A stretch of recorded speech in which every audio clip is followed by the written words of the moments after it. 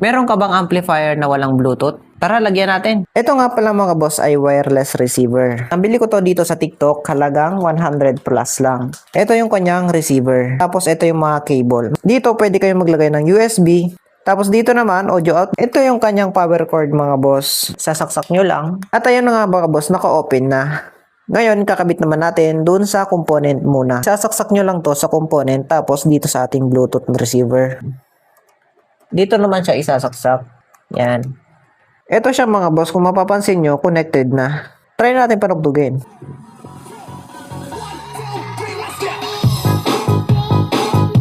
Dito mga boss, pwede siyang makontrol, which is itong plus, yan yung volume. Then ito namang minus, yan yung volume down. Tapos ito, yung pause out play.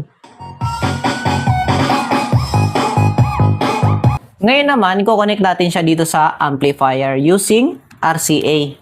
Ito yung pang-amplifier talaga. Isasaksak nyo ulit siya dito. Tapos, sasaksak nyo dito sa amplifier, which is dito sa input. Pula sa pula, puti sa puti. Yan. Connect nyo lang siya. Audio input. Again, kukonek lang natin.